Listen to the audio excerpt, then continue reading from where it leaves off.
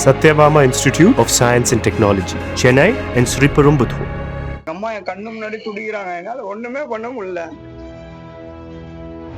யாருமே வந்து எங்களுக்கு ஹெல்ப் பண்ணல. எங்களுக்கு யாருமே இல்ல, எதுவுமே பண்ணல. இப்ப நாங்க 2 பேர் அனாதையா நாங்க நின்னுட்டோம்.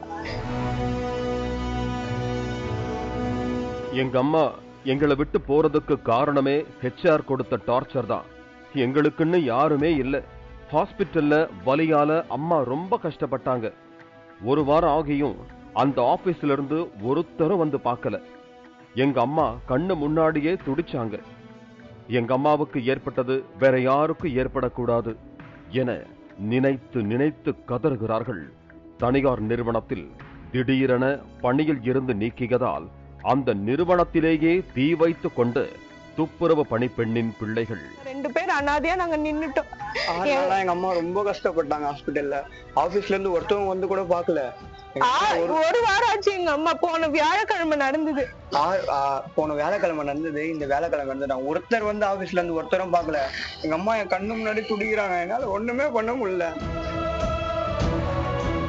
நடந்தது என்ன? சென்னை வியாசர்பாடியை சேர்ந்த சுமதி என்பவர் இம்ப்ரெஷன்ஸ் பிரைவேட் லிமிடெட் என்ற தனியார் ஏஜென்சி மூலம் கடந்த 10 மாத காலமாக டி நகரில் உள்ள தனியார் நிறுவனத்தில் துப்புரவு பணியாளராக பணிபுரிந்து வந்தார். இந்த நிலையில் சுமதி இந்நிறுவனத்தின் அலுவலகத்தின் உள்ளே கடந்த 6ஆம் தேதி தனக்கு தானே பெட்ரோலை ஊற்றிக் கொண்டு தீ வைத்துக் கொண்டது பரபரப்பை ஏற்படுத்தியது.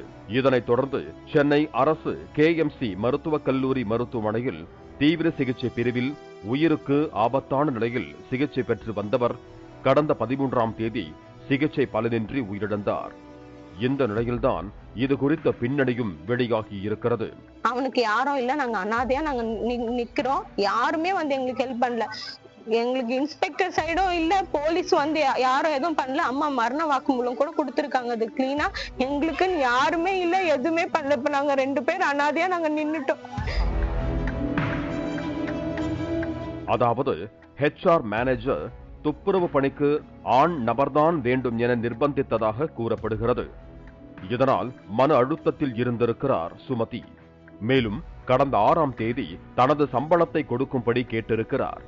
ஆனால் சம்பளத்தை அப்போது கொடுக்கவில்லை எனவும் கூறப்படுகிறது.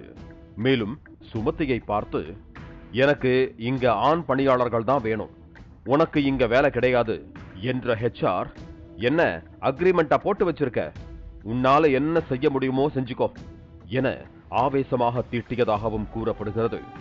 இதனைத் தொடர்ந்துதான் பெட்ரோலை ஊற்றி தனக்குத்தானே தீ வைத்துக் கொண்டிருக்கிறார் சுமதி என்கிறார்கள் உறவினர்கள். இந்த மாதிரி வந்து எந்த பொண்ணுங்களுக்கும் நடக்க கூடாது. இது பண்றேன் அது பண்றேன்னு கவர்மெண்ட் எல்லாம் சொல்லுதான் கண்டி. யாருமே இது வரைக்கும் எதுவுமே பண்ணல.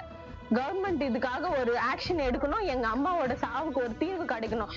இதோட லாஸ்டா இருக்கணும். எங்க அம்மாவோட சாவோட முடியணும். வேற யாருக்கும் இந்த மாதிரி நடக்க கூடாது. இவரது உயிரிழப்பை தொடர்ந்து HR மீது வழக்கு பதிவு செய்த போலீசார் அவரை தேடி வருவதாகவும் அவர் தலைமறைவாகிவிட்டதாகவும் கூறப்படுகிறது.